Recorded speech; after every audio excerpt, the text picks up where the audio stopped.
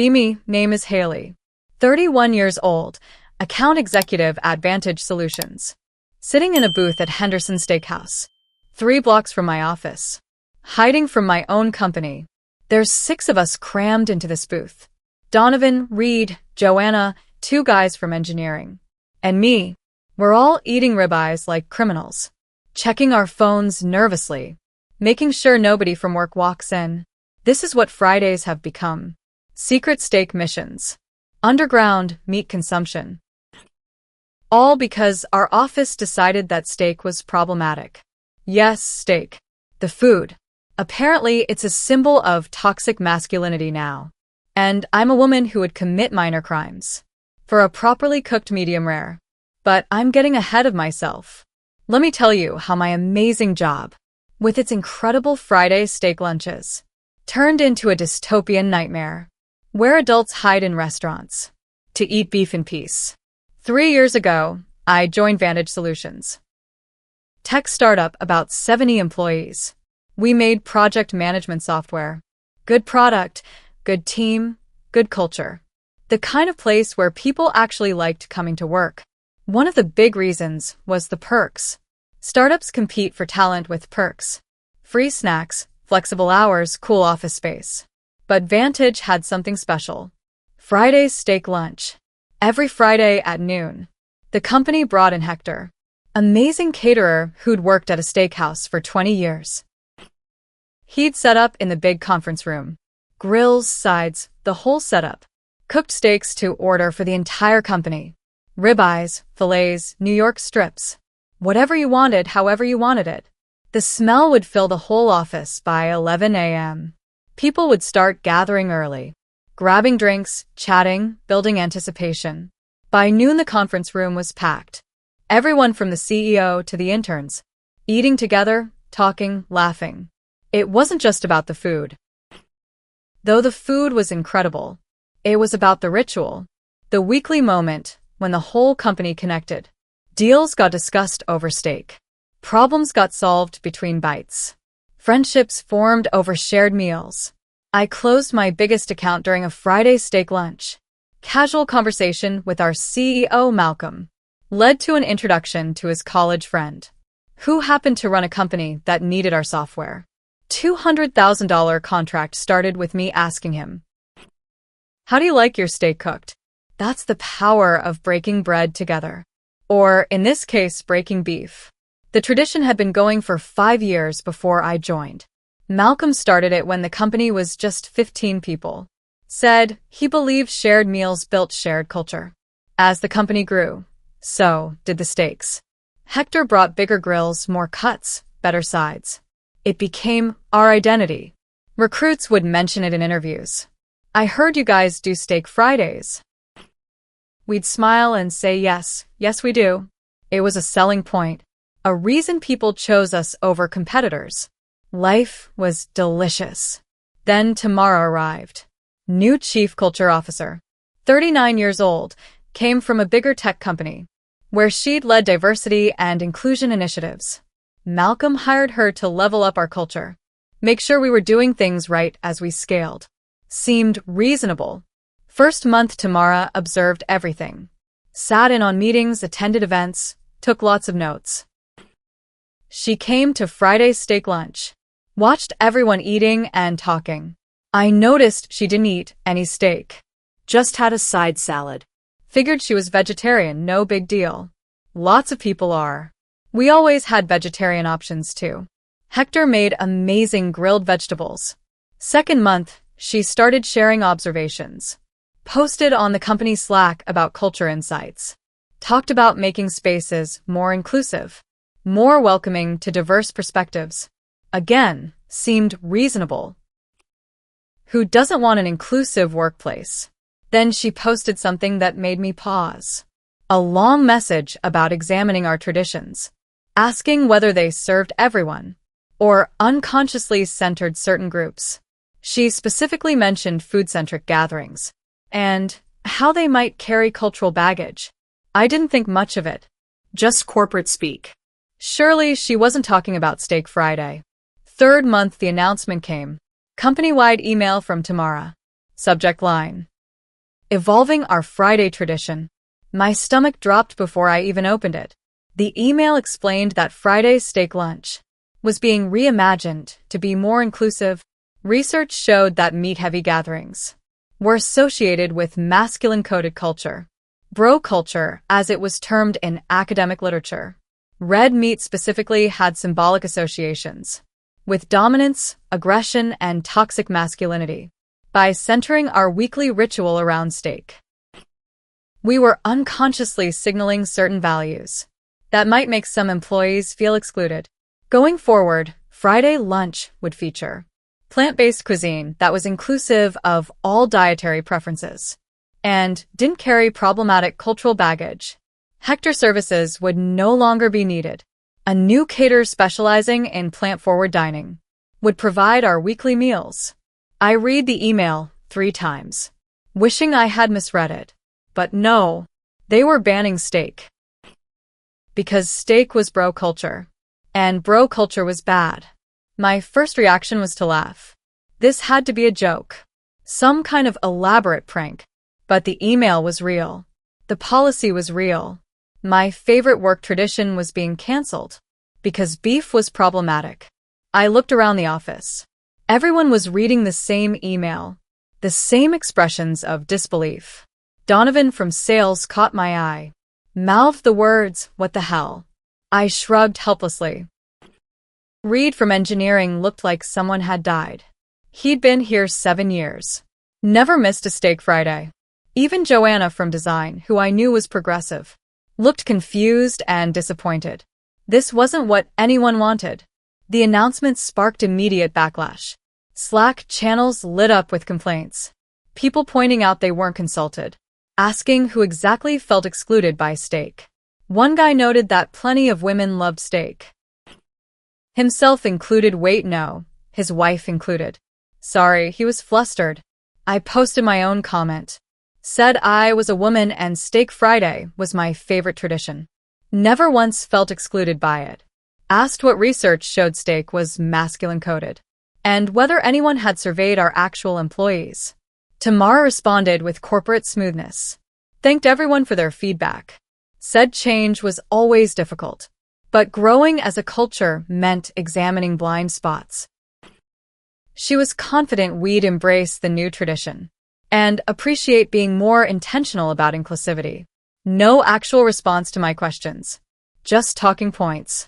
First new Friday lunch arrived. Plant-based catering from a company called Green Harmony. The spread looked beautiful, I'll give them that. Colorful bowls, artistic presentation.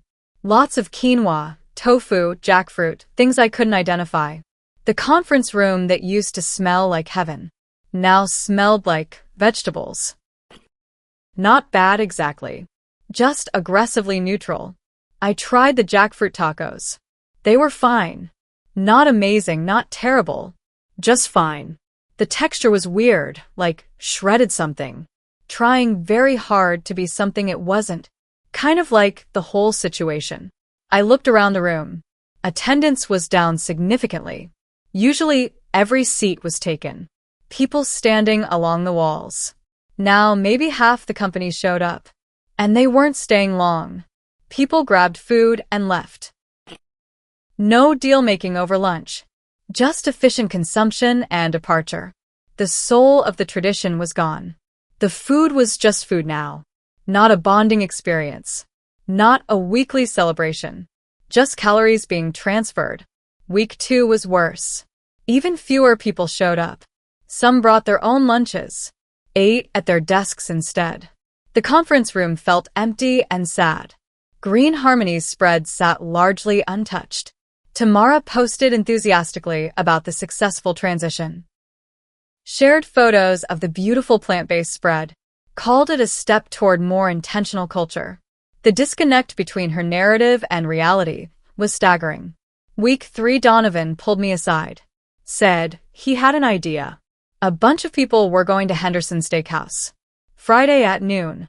Getting what they actually wanted. Would I like to join?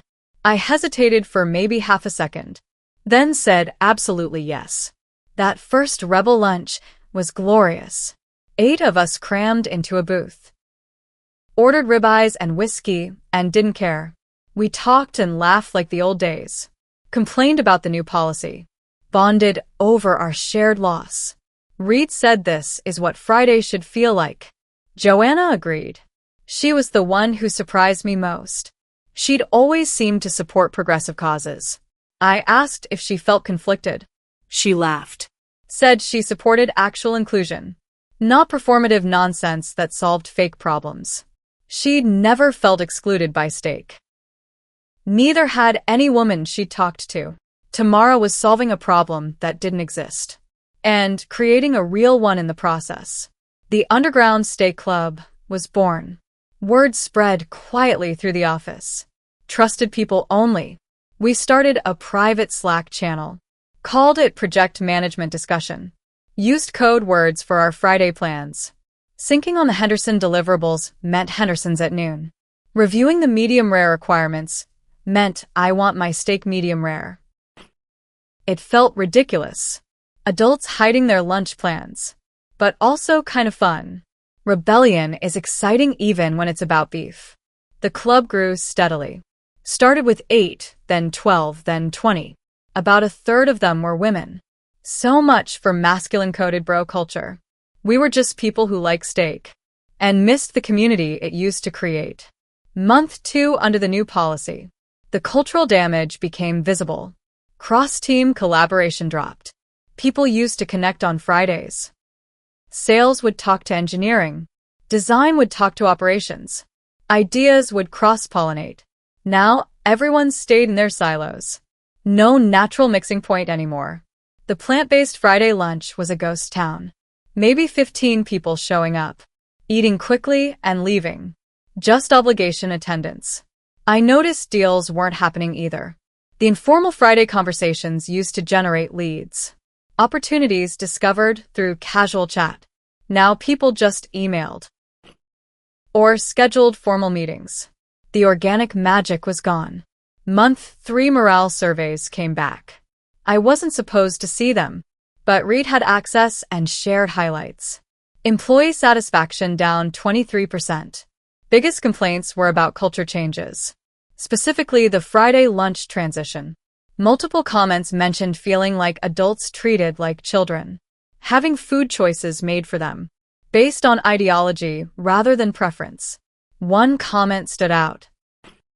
I'm a vegetarian, and even I think banning steak was stupid.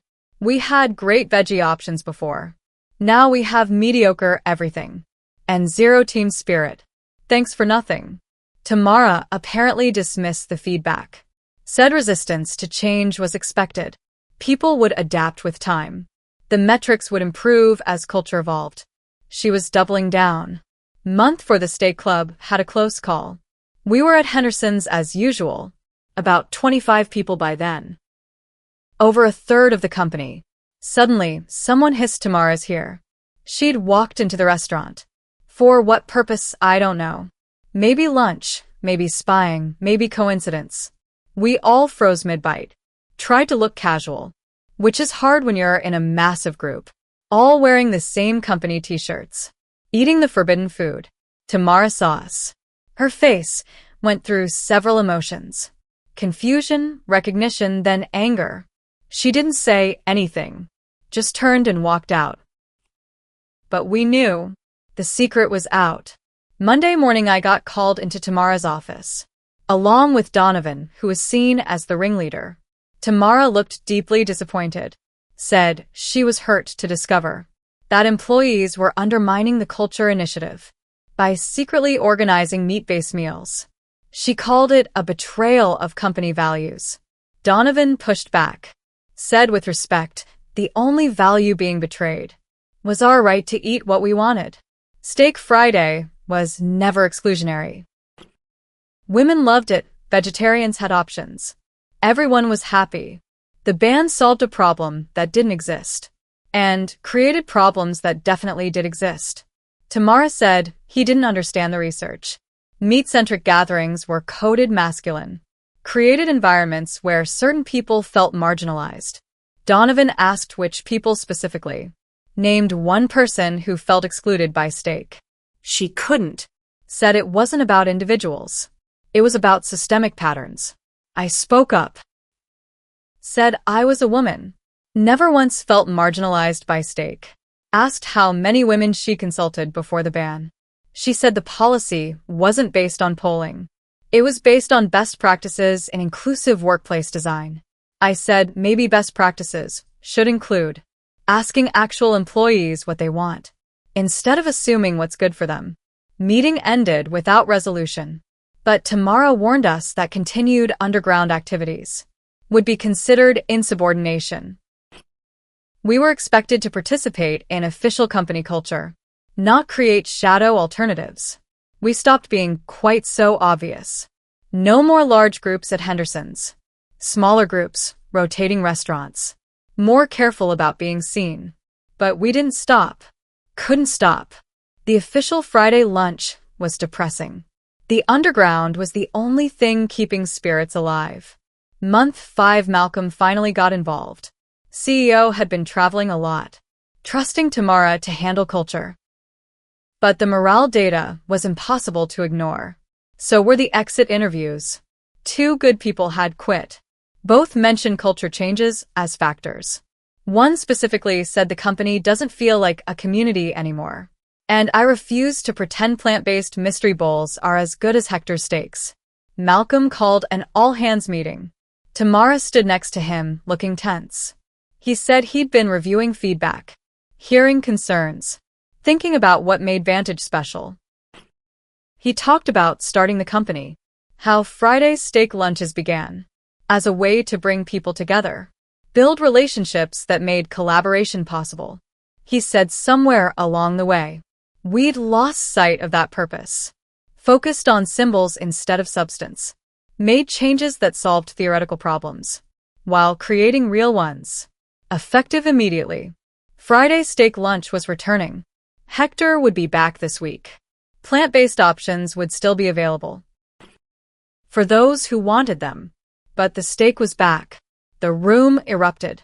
Actual cheering and applause. People hugging each other. Reed pumped his fist. Donovan shouted yes like his team won the Super Bowl. Even some people who'd dutifully eaten the plant bowls looked relieved, like they could finally admit they'd hated it too. Tamara's face was stone. Malcolm thanked her for her work on culture initiatives, said her other contributions were valuable. But this particular policy had been a misstep. They'd be revisiting the approach to make sure changes reflected actual employee needs. Translation: she was being sidelined. That Friday was the best steak I ever tasted. Hector was back with his grills and his magic. The conference room was packed beyond capacity. People standing in the hallway just to be there. The smell, the sizzle, the community. All of it restored. I got a ribeye medium rare. Took one bite and nearly cried. Not just because it was delicious, but because of what it represented. Normalcy. Common sense. A workplace that trusted adults to choose their own food. The Steak Club had a final meeting at Henderson's. Ceremonial last gathering before we didn't need to hide anymore. We raised our glasses to the end of Prohibition. Donovan gave a mock-serious toast. To beef, to freedom, and to never taking lunch for granted again. Everyone laughed. Joanna said she'd actually kind of missed the secrecy. Made her feel like a rebel. I said we could still come here sometimes. Just not as refugees from our own company. Tamara quietly left Vantage 2 months later. Took a position at a nonprofit focused on workplace equity. Her farewell message talked about continuing her mission in environments more aligned with her values. Translation: somewhere people would actually listen to her. I wished her well genuinely. She wasn't evil, just misguided. Convinced she knew what was best for everyone. Without bothering to ask, Malcolm hired a new culture person, guy named Foster, who had a radical philosophy. Ask people what they want, then try to give it to them. Revolutionary stuff.